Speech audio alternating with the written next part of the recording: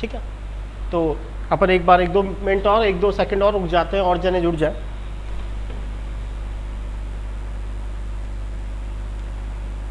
Good evening Madhavi.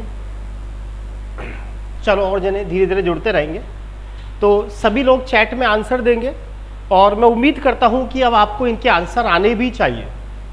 ठीक है, तो फर्स्ट नंबर क्वेश्चन आपसे आरपीएससी फर्स्ट ग्रेड 2015 में पूछा गया कि इनमें से कौन सी बात कैथोड रेस के लिए सही नहीं है। आपको यह बताना है इन चारों में से कि कौन सी प्रॉपर्टी ऐसी है जो कैथोड के लिए सही नहीं है। पहली प्रॉपर्टी इन्होंने कहा कि कैथोड रेस कैथोड से चलती हैं एनोड की तरफ। बिल्कुल शायद ये बात सही मुझे लग रही है कि जो कैथोड किरणें हैं उनका नाम ही इसीलिए रखा है क्योंकि वो कैथोड से एनोड की तरफ चलती हैं। थोड़ा बहुत मैं आपको आइडिया देता हूँ। रीना बेटा गुड इवनिंग।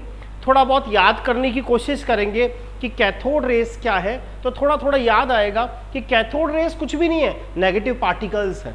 कैथोड रेस कुछ भी नहीं है, ऋणावेशित कणों से मिलकर बनी है। फिर थोड़ा सा खुद ही सोचेंगे, एक कैथोड होता है, एक एनोड होता है। कैथोड तो नेगेटिव है, एनोड पॉजिटिव है, तो इसका मतलब ये एनोड की तरफ ही चलेगी। तो पहला स्टेटमेंट कैथोड रेस के लिए शायद मुझे सही लगता है कि कैथोड किरणें कैथोड से चल के एनोड की तरफ जाती है। सभी अपने अपने आंसर्स को बताएंगे। माधवी सी और चौहान साहब आपका आंसर, और लोग भी बताएं। बिल्कुल सही बता रही है बेटा, और बताएं और लोग, और लोगों को क्या लगता है इसका आंसर। सभी लोग एक एक करके बताएं क्योंकि देखो अपना उद्देश्य बस सीखना है। ठीक है, बिल्कुल सही है चौहान साहब। देखिए याद करेंगे कि कैथोड किरणें नाम ही इसीलिए रखा है क्योंकि कैथोड से एनोड की तरफ चलती है। दूसरा पॉइंट, जब इलेक्ट्रिक और मैग्नेटिक फील्ड एब्सेंट होता है तब ये सरल सीधी रेखा में गमन करती हैं।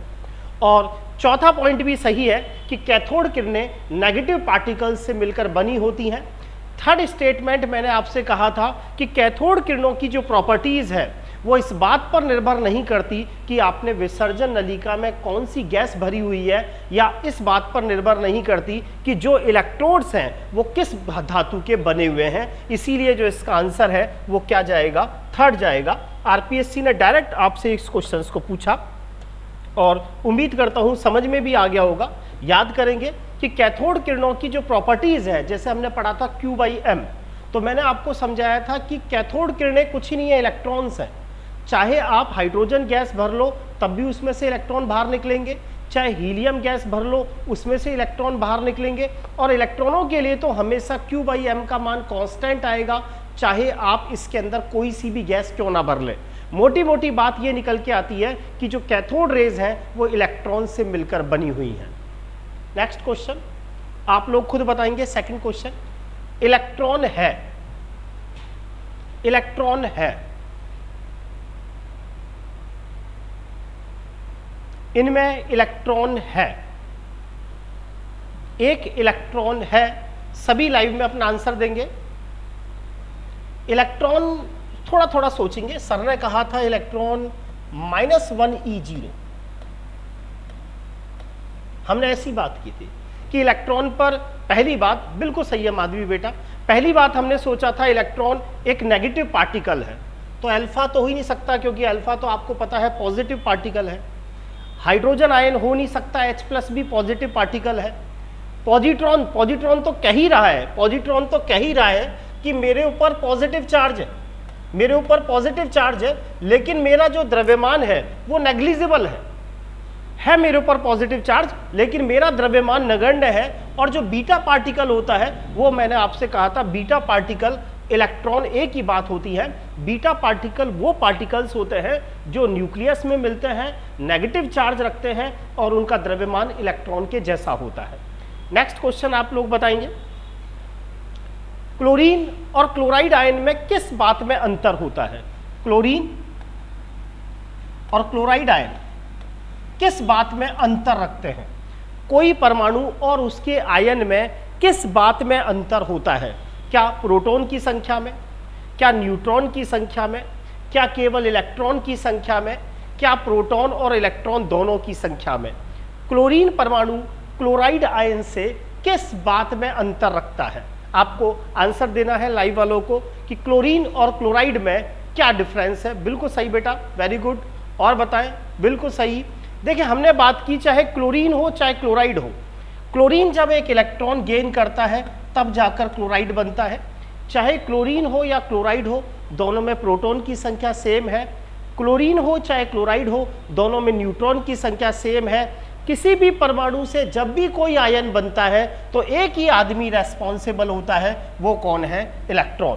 क्लोरीन और क्लोराइड आयन में ये अंतर है कि क्लोरीन में 17 इलेक्ट्रॉन है जबकि क्लोराइड में 18 इलेक्ट्रॉन है। Very good. नेक्स्ट क्वेश्चन बताएं, इनमें आइसो इलेक्ट्रॉनिक स्ट्रक्चर्स कौन सी है? खुद ही सोच के बताएंगे। इनमें सम इलेक्ट्रॉनिक कौन कौन से हैं? फटाफट बताएंगे। इनमें सम इलेक्ट्रॉनिक आपको कौन कौन से दिखाई दे रहे हैं?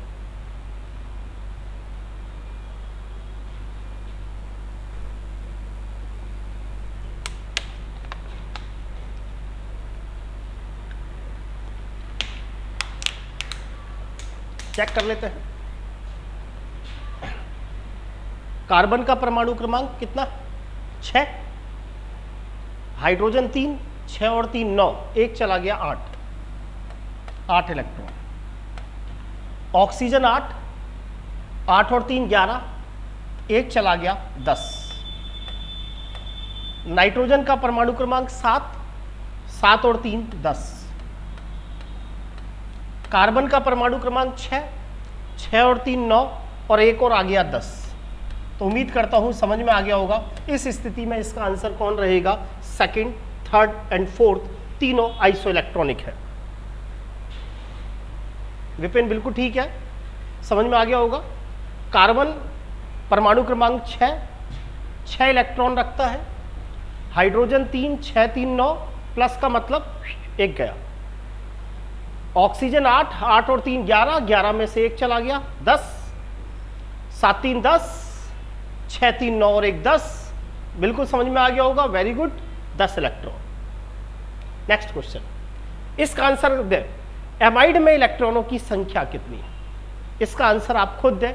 ये सही बता दिया तो इसका मतलब जो मैंने पढ़ाया अभी तक वो आपके समझ में आ गया। CONS2 में नंबर ऑफ इलेक्ट्रॉन्स कितने हैं? लाइव वाले बताएं।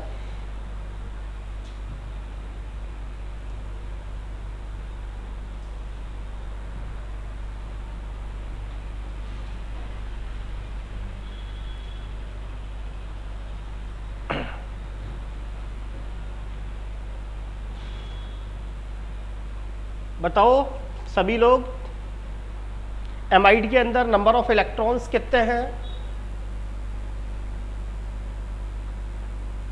रुचिका मैम आप भी बताएं, चौहान साहब आप भी बताएं, रीना बेटा आप भी बताओ, विपिन, माधवी बेटा सभी बताओ इसका आंसर कि आपको क्या लगता है इसमें नंबर ऑफ इलेक्ट्रॉन्स कितने होंगे। ऑप्शंस बताएं। देखो अब इसके अंदर आप सब लोग आंसर गलत करेंगे इसका। एक्चुअल में हम सब क्या करते हैं, यहां एक कोवलेंट बॉन्ड दे रखा है, साझे का बॉन्ड। अब आपको पता है CONS2, यहां तक तो किसी को दिक्कत है ही नहीं।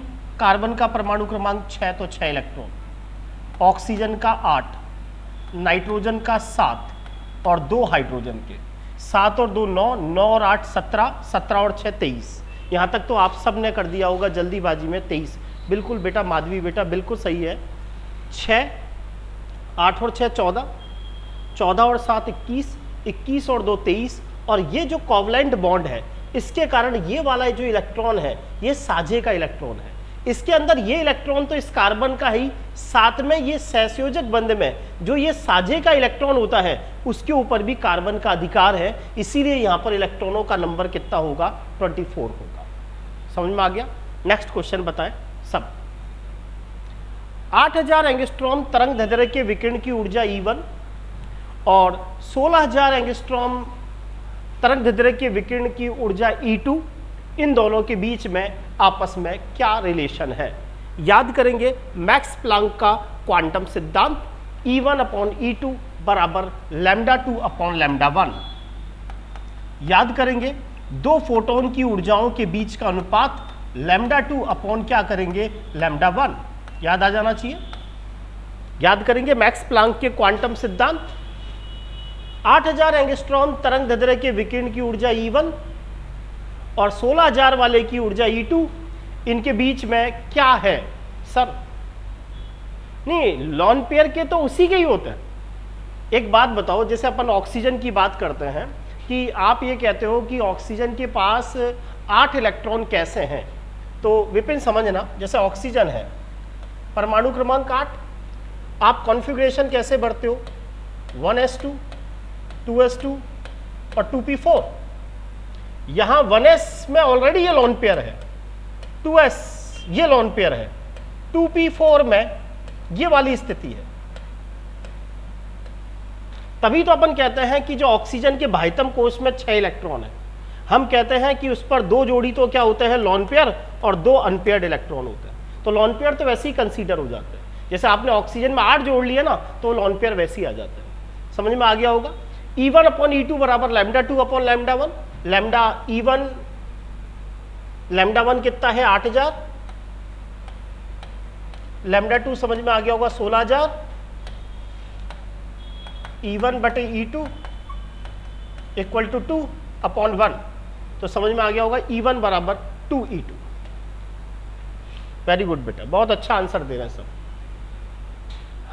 रदरफोर्ड इक्वेशन पर आधारित क्वेश्चन, आरपीएससी सेकंड ग्रेड 2011 में पूछा गया क्वेश्चन। आपको कब बता रखा है रदरफोर्ड इक्वेशन, याद करेंगे नाभिक की त्रिज्या और द्रव्यमान संख्या के बीच में रिलेशन याद करेंगे। नाभिक की त्रिज्या द्रव्यमान संख्या के 1/3 के समानुपाती होती है। मैंने आपको कहा एग्जामिनर 2 तरह से क्वेश्चन देता है, कई बार नाभिक की त्रिज्या निकालने को कहता है और कई बार नाभिक की त्रिज्या देकर द्रव्यमान संख्या निकालने को कहता है। जब द्रव्यमान संख्या दे रखी हो और नाभिक की त्रिज्या निकालनी हो, तब तो आप सबके पास फॉर्मूला है Rn इक्वल टू 1.3 इंटू 10 की पावर -13 a की पावर 1/3 सेंटीमीटर में। लेकिन अगर उल्टी बात करे, उल्टी बात ये करे, नाभिक की त्रिज्या दे दे और आपसे पूछे कि द्रव्यमान संख्या का संबंध क्या होगा, तो आप सबको बता रखा है नाभिक की त्रिज्या का क्यूब करें तो आपके पास उसकी क्या आ जाएगी, द्रव्यमान संख्या आ जाएगी। एक नाभिक की त्रिज्या 1, तो उसकी द्रव्यमान संख्या कितनी होगी, 1। एक नाभिक की त्रिज्या 2, तो उसकी द्रव्यमान संख्या 2 का क्यूब 8। इसीलिए इसका आंसर क्या रहा, 1:8। आरपीएससी ग्रेड सेकंड में पूछा जा चुका। मैंने आपसे कहा 2 तरीके से एग्जामिनर बात करेगा। अगर हमसे द्रव्यमान संख्या देकर नाभिक की त्रिज्या पूछ सकता है, अभी वो क्वेश्चन भी कराऊंगा, और नाभिक की त्रिज्या देकर द्रव्यमान संख्या भी पूछ सकता है। अगर ये क्वेश्चन में नाभिक की त्रिज्या देकर द्रव्यमान संख्या पूछे तो नाभिक की त्रिज्या का क्यूब कर देना, 1 का क्यूब किया 1, 2 का क्यूब किया 8, इसीलिए आंसर 1:8। नेक्स्ट क्वेश्चन आपसे आरपीएससी ग्रेड सेकंड। देखें कि सर आप ये एग्जाम के क्वेश्चन क्यों कराते हैं? एग्जाम के क्वेश्चन मैं इसीलिए कराता हूं क्योंकि मेरा मानना यह है एग्जामिनर एग्जाम के क्वेश्चन के इर्द गिर्द ही घूमता है। अभी जैसे आपने सेकंड ग्रेड का दिया तो वो बात अलग है, अभी अपन ने जैसे पढ़ेंगे धीरे धीरे तो आपको लगेगा कि सर सब कुछ इन्हीं नोट्सों में से ही था, और फर्स्ट ग्रेड का भी जैसे धीरे धीरे क्वेश्चंस आएंगे तो आपको लगेगा कि सर ये सब कॉपियों में से ही होता है। वो बात अलग है कि हम वहां तक पहुंचे कैसे, तो वो धीरे धीरे अनुभव पर आता है। ठीक है, समझ में आ गया होगा। बोर सिद्धांत के अनुसार त्रिज्या और मुख्य क्वांटम संख्या में संबंध, फॉर्मूला सबको याद होगा। ये नील्स बोर का क्वेश्चन है। Rn equal to 0.529 into n²/z। Answer किसके अंदर आता है, एंगस्ट्रॉम में। बता दिया जब z और 0.529 कांस्टेंट होता है तो Rn डायरेक्टली प्रोपोर्शनल किसके है, n² के। Answer third. Next question, B+2 निम्न में से किसका आइसो इलेक्ट्रॉनिक है? First grade 2012। देखिए सारी चीजों को लेके चलना पड़ेगा, ये नहीं सोचे कि श्रोडिंगर भी कराऊंगा उसको भी कॉम्प्लिकेटेड करेंगे, लेकिन अभी इसको चलने दें। B+2 निम्न में से किसका आइसो इलेक्ट्रॉनिक है? मैं क्या करूंगा, जो आपकी बुकलेट्स है ना उसको मैं खुद ही सॉल्व कराऊंगा।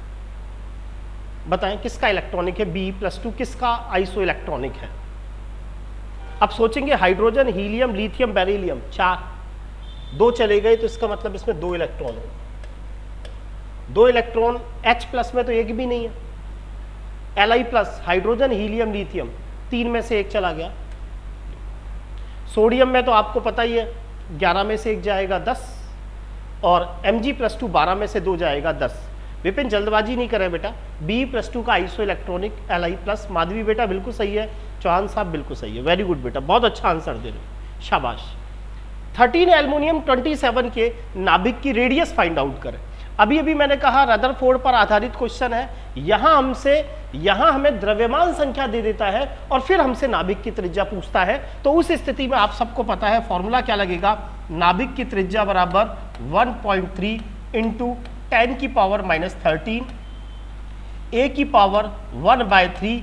याद करेंगे ये फॉर्मूला हमारे पास किसके अंदर निकलता है, सेंटीमीटर में निकलता है। जब भी ऐसा क्वेश्चन आपको दिया जाएगा नाभिक की रेडियस निकालने का, द्रव्यमान संख्या ऐसी दे रखी होगी जिसका आप क्यूब बना सकते हैं। 27 का आप सब जानते हैं 3 की पावर 3 कर सकते हैं। तो 1.3 इंटू 10 की पावर -13, द्रव्यमान संख्या 27 लिखी जा सकती है 3 की पावर 3, 1/3 कैंसिल आउट हुआ, 3.9 इंटू 10 की पावर -13 सेंटीमीटर में।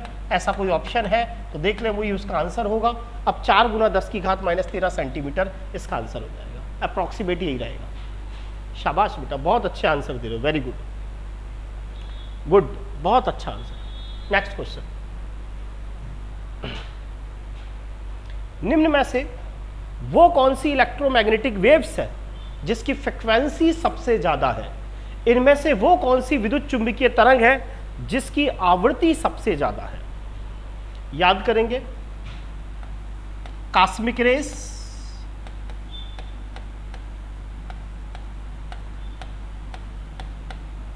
याद करेंगे गामा किरण,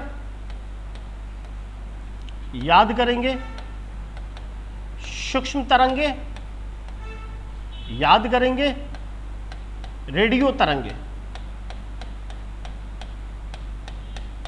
याद करेंगे न्यू इनवर्स लैम्डा। सबसे ज्यादा लैम्डा रेडियो तरंगों की, इसकी आवृत्ति सबसे कम लैम्डा कॉस्मिक रेस की, इसकी लैम्डा सबसे कम है, इसका मतलब इसकी फ्रिक्वेंसी क्या होगी, सबसे ज्यादा, इसीलिए 76 में आंसर क्या होगा, 1। कोई बात नहीं बेटा, समझ में आया बेटा? एक बार थंब मार दे, सारे क्वेश्चंस आपके समझ में आ गए तो।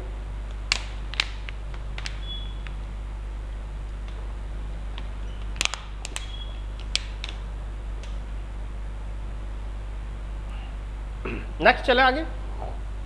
ओके बेटा, अगले क्वेश्चन का आप ही आंसर देंगे, ठीक है बेटा। एक 60 वाट का बल्ब है, शक्ति रखी है और वो प्रति सेकंड आपको उत्सर्जित फोटोन की संख्या निकालनी है और आपको ये बता रखा है कि फोटोन की तरंग दैर्ध्य 2000 एंगस्ट्रॉम है। शायद ये क्वेश्चन आपको कराया भी होगा कॉपी में, और नहीं कराया तो एक बार मैं आपको वापस रिपीट कर देता हूँ इस क्वेश्चन को, कि यहाँ ये क्वेश्चन ये कहता है कि शक्ति दे रखी है, शक्ति होती है काम करने की दर, P बराबर होता है W/T, पावर, शक्ति।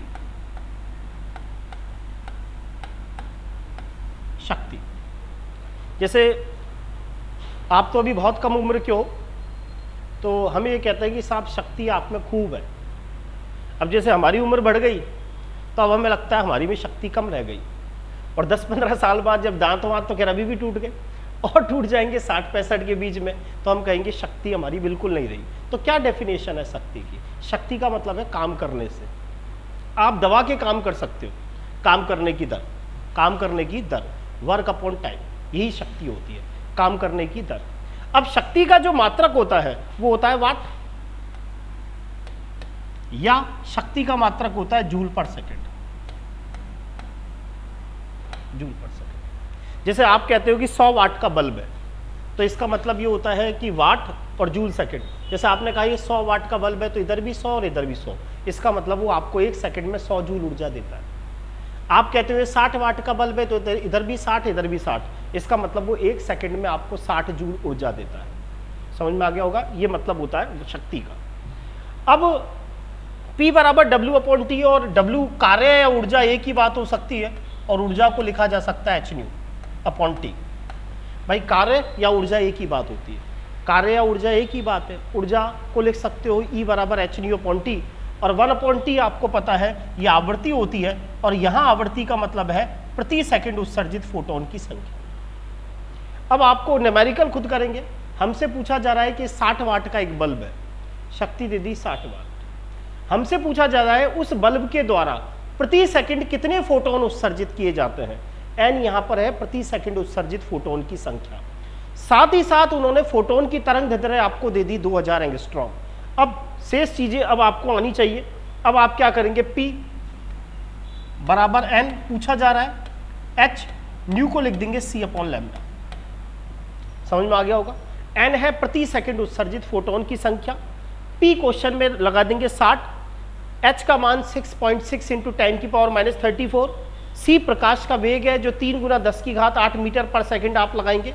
लैम्डा आपके पास 2000 एंगस्ट्रॉम है, इसको 2000 इंटू 10⁻10 मीटर कर देंगे, और इसकी सहायता से आप क्या निकाल लेंगे, n निकाल लेंगे।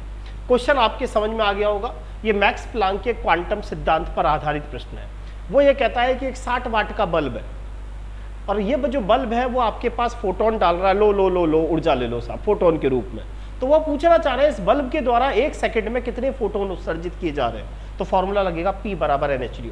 यहाँ n क्या है, प्रति सेकंड उत्सर्जित फोटोन की संख्या, और क्वेश्चन में आपसे n ही पूछा जा रहा है। पावर आपको दे रखी है 60 वाट, h का मान आप सब जानते हैं, न्यू का मान C/λ। इसको पुट करेंगे तो आपके पास n की वैल्यू आ जाएगी। जो भी है वो आप कैलकुलेशन खुद करेंगे, तरीका मैंने आपको बता दिया। बुकलेट का क्वेश्चन नंबर 78 है। अगला क्वेश्चन, निम्न में से किस पर बोर मॉडल लागू होता है। सबसे इजी क्वेश्चन बोर मॉडल का। आप सबको पता है बोर मॉडल उस परमाणु या उस स्पीसीज पर लागू होता है जिनमें सिंगल इलेक्ट्रॉन सिस्टम है। Hydrogen single electron system, He+, 2 में से 1 चला गया 1, Li+2, हाइड्रोजन हीलियम लिथियम 3 में से 2 चले गए 1, इसीलिए आंसर उपरोक्त सभी। Next question, very good very good very good बेटा, बहुत बढ़िया। लैब असिस्टेंट में भी ये क्वेश्चन आया था। आपको n की वैल्यू दे रखी है, तीसरी कक्षा का मतलब n बराबर 3। जहां कक्षा लग जाता है, कक्षा कक्षा कक्षा पढ़ते थे ना, पर पहली कक्षा, दूसरी कक्षा, तीसरी कक्षा। यहां कह रहा है कि n बराबर 3 है, तीसरी कक्षा है। कोणीय संवेग फाइंड आउट करना है। फॉर्मूला आपको बता दिया, नील्स बोर के मॉडल पर आधारित प्रश्न है। mvr बराबर क्या करेंगे, nh/2π। n की वैल्यू क्या पुट की जाएगी, 3। आंसर आ गया 3h/2π। बहुत बढ़िया आंसर दे रहे हैं सब लोग, वेरी वेरी गुड। अगला क्वेश्चन, बहुत अच्छा आंसर दे रहे हैं। एक सोर्स है, ये यूपी के अंदर एग्जाम हुआ था अभी हाल में, कोई यूपीपीएससी का, उसके अंदर एक क्वेश्चन आया था। एक सोर्स है, उसके द्वारा लाइट आपको दी जा रही है। उस लाइट की तरंग संख्या इतनी है, और पूछा जा रहा है कि जो आपको लाइट दी आ रही है ना आपके पास तरंग रूप में, उसकी वेवलेंथ क्या है। फॉर्मूला सिंपल सा लगा, न्यू बार तरंग संख्या बराबर 1/λ। क्वेश्चन ये पूछा गया, बुकलेट का क्वेश्चन नंबर 93 है। लैम्डा फाइंड आउट करना है, 1/न्यू बार। 1 न्यू बार की जगह लिख दिया जाएगा 4 × 10⁶। आया होगा समझ में। ये सब वैल्यूज जब आप लगाओगे तो आपके पास लैम्डा मीटर में आएगा, क्योंकि तरंग संख्या आपके पास 4 × 10⁶ मीटर इनवर्स 1 है। ऊपर जाएगी तो मीटर, यानी मीटर में आएगा। लेकिन ऑप्शन कहीं भी मीटर में नहीं है, नैनोमीटर में दे रखा है। अब 1/4 को आप लिख सकते हो 0.25। 10⁶ ऊपर गया तो हुआ 10⁻⁻6। समझ में आ गया होगा। अब ऐसा करो, इसको ऊपर 100 से गुना करो और नीचे भी 100 से गुना करो। ये 10 का स्क्वायर हो गया, नहीं 1000 से गुना करो, इसको भी 1000 से और इसको भी 1000 से। ये 10⁻³ हो गया, ये ऊपर जाएगा तो 10⁻−3, तो ये 10⁻−9। 10⁻−9 का मतलब नैनोमीटर, और 0.25 को किससे गुना कर लो, 1000 से, आपके पास आंसर आ जाएगा। जो भी आंसर है वो नैनोमीटर में आ जाएगा। करके बताऊं क्या, देख लो। 1/4 को मैंने लिखा 0.25 गुना 10⁻−6 ऊपर गया तो ये ऊपर जाएगा, तो ये हो जाएगा 10⁻3 ऊपर जाएगा 10⁻−3, तो ये हो गया 0.25 इंटू 10 की घात -9 इंटू 1000। अब 10 की घात -9 को तो लिख दो, ये मीटर में आया, इसकी जगह लिख दो नैनोमीटर। 0.25 को 1000 से गुना करोगे तो कैसे करोगे, 25/100 इंटू 1000। समझ में आ गया होगा, 250 नैनोमीटर आंसर। नेक्स्ट क्वेश्चन बताएं, हाइड्रोजन परमाणु का आयनन विभव 13.6 इलेक्ट्रॉन वोल्ट है, तो He+ के लिए आयनन विभव क्या होगा। हाइड्रोजन परमाणु के लिए आयनन विभव 13.6 इलेक्ट्रॉन वोल्ट है, तो He+ के लिए आयनन विभव क्या होगा। यहां सिंपल सी बात यह की गई है, कल भी मैंने आपसे कहा था कि जो सिंगल इलेक्ट्रॉन स्पीसीज होती हैं उनमें यह माना जाता है कि इलेक्ट्रॉन को ग्राउंड स्टेट से बाहर निकालना है, उसके लिए जो एनर्जी देते हैं वो आयनन विभव होती है। और आयनन विभव के लिए मैंने आपको फॉर्मूला बताया था, सिंगल इलेक्ट्रॉन स्पीसीज के लिए फॉर्मूला डेल E बराबर E इनफाइनाइट माइनस E1 होगा। इनफाइनाइट की ऊर्जा होती है 0 और He+ आयन के अंदर पहली कक्षा की ऊर्जा मैंने आपको कल ही बताई थी कितनी होती है, -54.4 इलेक्ट्रॉन वोल्ट। और जब आप इसको सॉल्व करेंगे तो आपके पास आंसर क्या हो जाएगा, +54.4 इलेक्ट्रॉन वोल्ट। उम्मीद करता हूँ समझ में आ गया होगा। बिल्कुल सही है चौहान साहब, बहुत बढ़िया। नेक्स्ट क्वेश्चन, हाइड्रोजन परमाणु की तीसरी कक्षा में इलेक्ट्रॉन का वेग फाइंड आउट करना है। ये सारे ऑप्शन मीटर पर सेकंड में है, तो मुझे पता है वेलोसिटी निकालने का फॉर्मूला 2.18 इंटू 10⁸ तो तब होता है जब हमारा सेंटीमीटर पर सेकंड में होता है, लेकिन यहाँ सारे ऑप्शन मीटर पर सेकंड में है, तो वो आप इसको मीटर में शुरू से में ही बना लें। 2.18 इंटू 10⁶ Z/N मीटर पर सेकंड है। तो क्वेश्चन इजी सा, हमें तीसरी कक्षा में इलेक्ट्रॉन की वेलोसिटी याद करनी है, लेकिन एग्जामिनर ने थोड़ी सी चालाकी की यूपी के अंदर, ये सेंटीमीटर पर सेकंड की जगह मीटर पर सेकंड है। वो 10 की घात जो 8 होता है वो सेंटीमीटर पर सेकंड में होता है, उसको शुरू में ही मैंने मीटर सेकंड में बदल लिया। तो सेंटीमीटर को मीटर में बदलने के लिए 100 का भाग लगाएंगे तो 10 की घात 6 हो जाएगा। अब तो कोई प्रॉब्लम है ही नहीं। 2.18 इंटू 10⁶, जेड की वैल्यू आपको पता है, हाइड्रोजन के लिए 1 और एन की वैल्यू 3, जो भी आपके पास आंसर है कैलकुलेशन कर लेंगे और आपका आंसर मीटर पर सेकंड में आ जाएगा। नेक्स्ट क्वेश्चन,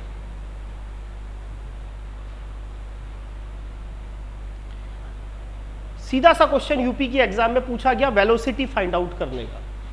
तो 2.18 इंटू 10⁶ मीटर पर सेकंड। अब देखो चालाकी देखो, यहाँ 10⁶ तो कहीं नहीं दे रखा, लेकिन मीटर पर सेकंड मीटर पर सेकंड मीटर पर सेकंड है। कुछ नहीं है, वो आपसे वेलोसिटी का फॉर्मूला पूछना चाह रहा है कि इलेक्ट्रॉन जब घूमता है ना किसी कक्षा में, तो बोर्ड के अनुसार उसकी वेलोसिटी निकालने का फॉर्मूला क्या है। तो v equal to 2.18 into 10⁶ Z/N metre पर सेकेंड। ऐसा करते हैं, ऊपर भी 10 से गुना और नीचे भी 10 से गुना। 10 से गुना करने पर ये वैल्यू हो गई 10 की घात 7 और 2.118 में जब आप 10 का भाग ले जाएंगे तो ये हो जाएगा 0.218। तो ऐसा ऑप्शन हो गया फर्स्ट, 0.218 इंटू 10⁷ Z/N मीटर पर सेकेंड। समझ में आ गया होगा, पहला और दूसरा एक ही ऑप्शन है, टाइप पे मिस्टेक हो गई। अगला क्वेश्चन होता है,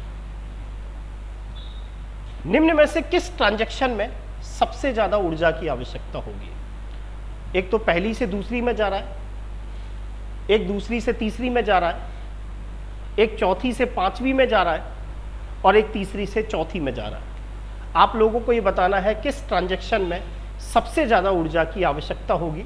मैं इलेक्ट्रॉन को पहली कक्षा से दूसरी में ले जाना चाहता हूँ, दूसरी से तीसरी में ले जाना चाहता हूँ। बिल्कुल सही है दर्जन सिंह चौहान साहब, मैंने कल ही आपको बताया था कि सबसे ज़्यादा एनर्जी डिफरेंस 1 और 2 में होता है।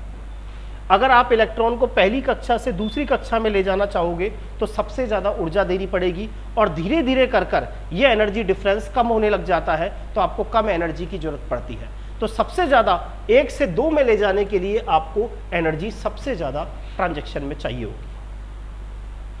अगला क्वेश्चन सिंपल सा क्वेश्चन है, H माइनस का इलेक्ट्रॉनिक विन्यास क्या होगा? हाइड्राइड का मतलब नंबर ऑफ इलेक्ट्रॉन 2 हो गए, तो दिख रहा होगा 1s2 TGT के अंदर 2004 में पूछा गया। अगला क्वेश्चन, यहां आपको ये देखना है न्यूट्रॉन और प्रोटॉन का रेशो का मान किस में सबसे ज्यादा है। आपको स्पीसीज दे रखी है और न्यूट्रॉन और प्रोटॉन का रेशो आपको फाइंड आउट करना है। तो देख लेते हैं, इसमें न्यूट्रॉन कितने हैं? 10, और प्रोटॉन भी 10 होंगे क्योंकि परमाणु क्रमांक 10 है, तो न्यूट्रॉन और प्रोटॉन का रेशो 1 आएगा। इसमें आपको दिख रहा होगा न्यूट्रॉन तो निकलेंगे 50 और प्रोटॉन होंगे 40, तो ये जो रेशो आएगा ये आएगा 1.25। यहाँ आपको दिख रहे हैं न्यूट्रॉन हो जाएंगे कितने? 90, प्रोटॉन है 60,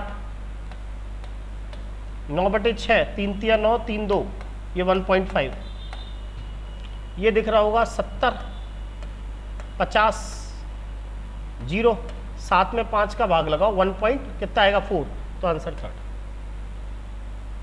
नेक्स्ट क्वेश्चन, कौन सा आइसोटोन है?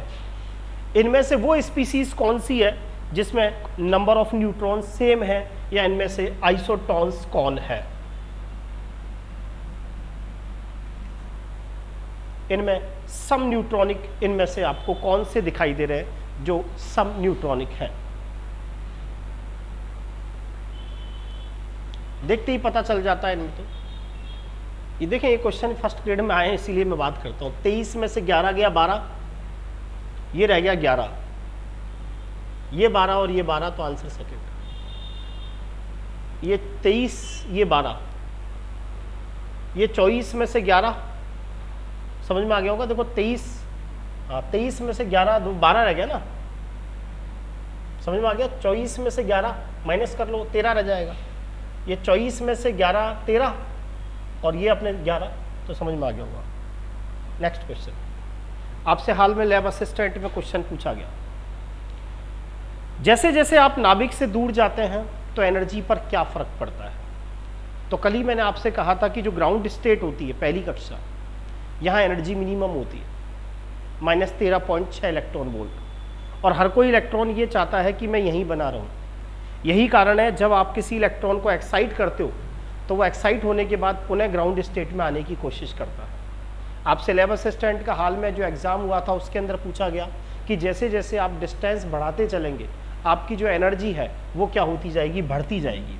आपको पता है सबसे कम एनर्जी पहली कक्षा में, उससे ज़्यादा एनर्जी दूसरी में, उससे ज़्यादा तीसरी में, उससे ज़्यादा चौथी में। याद करेंगे हाइड्रोजन के रेस्पेक्ट में पहले में ऊर्जा -13.6, दूसरे में -3.4, याद आ गया होगा, तीसरे में -1.51, चौथे में -0.85, अनंत में ऊर्जा 0 के समीप। वापस वही क्वेश्चन आया लैब असिस्टेंट 2022 में, आरपीएससी सेकंड ग्रेड का क्वेश्चन वापस रिपीट हुआ। आर और एन में क्या संबंध है? तो आपको पता है आर किसके समानुपाती है? एन स्क्वायर के। आर बराबर 0.529 into N square upon Z, किस में? एंगस्ट्रॉम में। समझ में आ गया होगा, आंसर सेकंड रहा। वही क्वेश्चन 11 में, यही क्वेश्चन लैब असिस्टेंट अभी हाल में हुआ 22 में। लैब असिस्टेंट 22 में वापस क्वेश्चन पूछा, नाभिक की त्रिज्या और द्रव्यमान संख्या में क्या संबंध है? तो आप सबको पता है नाभिक की त्रिज्या द्रव्यमान संख्या के 1/3 के क्या होती है? समानुपाती होती है। उम्मीद करता हूं समझ में आ गया होगा। ये सारे क्वेश्चन बुकलेट्स के हैं, और बुकलेट में कुछ ही नहीं है, मेरा एक ही टारगेट होता है, जितने भी एग्जाम्स में क्वेश्चन मिले, डीएसएसबी में मिले, कहीं भी मिले, उनको करो ज़्यादा से ज़्यादा।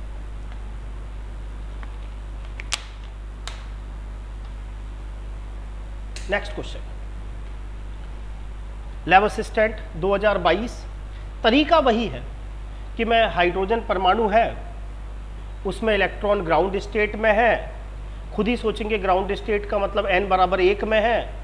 अब उस इलेक्ट्रॉन को मुक्त करना है, इसका मतलब n बराबर 1 से उसको अनंत में ले जाना है। क्वेश्चन को समझेंगे कि हाइड्रोजन परमाणु है, इलेक्ट्रॉन ग्राउंड स्टेट में है। खुद ही थोड़ा थोड़ा सपना आ जाएगा, ये ग्राउंड स्टेट में है, यहाँ पर है, और यहाँ से इसको अनंत में ले जाना है।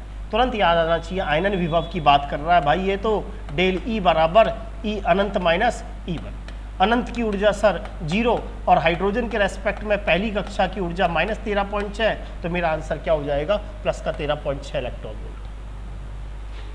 कोई भी क्वेश्चन आपको लगेगा ही नहीं कि सर कुछ है इनमें। कौन सी विद्युत चुंबकीय तरंग नहीं है? एक्सरेज पड़ी है, गामा रेज पड़ी है, रेडियो वेव्स पड़ी है, बीटा रेज नहीं होगा।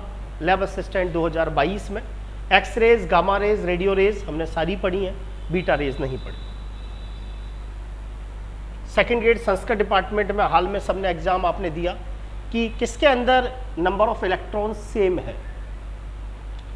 कैल्शियम 20 में से 2 चला गया 18, सोडियम बाबू 10, क्लोराइड 17 और 1 18, मैग्नीशियम बाबू 10, सोडियम 10, सल्फाइड 16 और 2 18, चौथा आंसर 10 11, 1 चला गया 10, 12 में से 2 चले गए 10, इसीलिए आंसर रहा 4। बिल्कुल सही है बेटा, बहुत अच्छा आंसर दे रहे हो सब लोग। सेकेंड ग्रेड 2022 जिसमें आपने कहा कि पता नहीं सर क्या पूछा, 2 सेकंड का क्वेश्चन था, समझ में आ जाना चाहिए। हाइड्रोजन एटम है, उसमें इलेक्ट्रॉन जब ग्राउंड स्टेट में है, ग्राउंड स्टेट का मतलब n बराबर 1 में है, तब उसकी जो वेलोसिटी है वो v है इलेक्ट्रॉन की। अब हमने उसको एक्साइट कर दिया और ऐसी जगह एक्साइट कर दिया जहां एनर्जी -3.4 इलेक्ट्रॉन वोल्ट है, तो वहां फिर उसकी वेलोसिटी क्या हो जाएगी? आपने कहा उसको एक्साइट किया जहां एनर्जी -3.4 इलेक्ट्रॉन वोल्ट है, तो -3.4 इलेक्ट्रॉन वोल्ट का मतलब अब इलेक्ट्रॉन कौन सी कक्षा में चला गया? दूसरी कक्षा में। क्योंकि हाइड्रोजन के रेस्पेक्ट में आपको पता है पहली कक्षा की ऊर्जा -13.6 इलेक्ट्रॉन वोल्ट और दूसरी कक्षा की ऊर्जा -3.4 इलेक्ट्रॉन वोल्ट होती है। तो उम्मीद करता हूँ समझ में आया होगा। क्वेश्चन को ध्यान से देखेंगे। अभी हाल में सेकंड ग्रेड 22 में क्वेश्चन आया जो आपको लग रहा था पता नहीं क्या है, कुछ भी नहीं, सीधा सा क्वेश्चन है, कॉन्सेप्ट अगर क्लियर है, लेकिन वो सेकंड ग्रेड वाले कॉन्सेप्ट में नहीं हो पा रहा था, ये थोड़ा सा फर्स्ट ग्रेड के कॉन्सेप्ट से ही होता कि ग्राउंड स्टेट में जब है तो वेलोसिटी v है, आपने उसको इलेक्ट्रॉन को एक्साइट करा और ऐसी जगह पहुंचा दिया जहां एनर्जी -3.4 इलेक्ट्रॉन वोल्ट है। -3.4 इलेक्ट्रॉन वोल्ट का मतलब अब इलेक्ट्रॉन दूसरी कक्षा में है, तो वहां वेलोसिटी क्या होगी? आपको कहा था ये v1 हो गया और ये v2 हो गया। मैंने कहा जब z का मान कांस्टेंट होता है तो फॉर्मूला लगाना होता है v1/v2 बराबर किसके हो जाएगा? n2/n1 के। पहली कक्षा में वेग v, दूसरी कक्षा में पूछा जा रहा है, n2 का मतलब दूसरी कक्षा है, n1 का मतलब पहली कक्षा है, तो समझ में आ गया होगा v2 बराबर क्या हो जाएगा? v/2। वैसे भी आपको पता है जैसे जैसे n का मान बढ़ेगा वैसे वैसे वेलोसिटी क्या होगी? कम होगी, क्योंकि इलेक्ट्रॉन पहली कक्षा में घूमता है तो वेलोसिटी सबसे ज़्यादा होती है, दूसरी कक्षा में वेलोसिटी कम हो जाती है, इसीलिए 129 का आरपीएससी की तरफ से आंसर फर्स्ट माना गया है। एक बार सभी लोग लिख के बता दें लाइव में, सॉरी चैट में, आपको ये सारे क्वेश्चन समझ में आए या नहीं आए। ये जो अब तक हमने एटॉमिक स्ट्रक्चर में 2-3 दिन में पढ़ा है वो सारी की सारी इसकी रामायण थी यहाँ तक की। एक बार लिख के बता दें।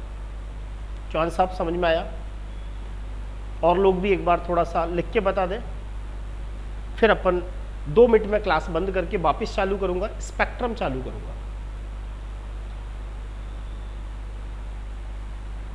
क्योंकि जो बुकलेट मैं क्या 2 तरह की वो बनाऊंगा इस बार कि जितनी भी सीट्स हैं वो मैं ही सॉल्व कराऊंगा और आप तो सिर्फ पेपर देंगे जो मैं अपन थोड़ा सा अभी थोड़ा सा क्या है नए नए बच्चे भी जुड़ रहे हैं और फिर साथ में थोड़ा क्या है भी थोड़ा सा एक बार बेस तैयार हो जाए, फिर मतलब क्वेश्चन ही क्वेश्चन काफ़ी सारे मैं पेपर लूँगा, बस आपका काम पेपर देना होगा और ये बुकलेट वगैरह एक बार आइडिया लगने लग जाए कैसे एग्जामिनर हमसे पूछता है। 2 मिनट बाद वापस मैं क्लास स्टार्ट करूँगा क्योंकि इसको एक अलग से फोल्डर बनाऊँगा, सीट का फोल्डर, उसमें ये बुकलेट मिलेगी। 2 मिनट बाद वापस चालू करता हूँ।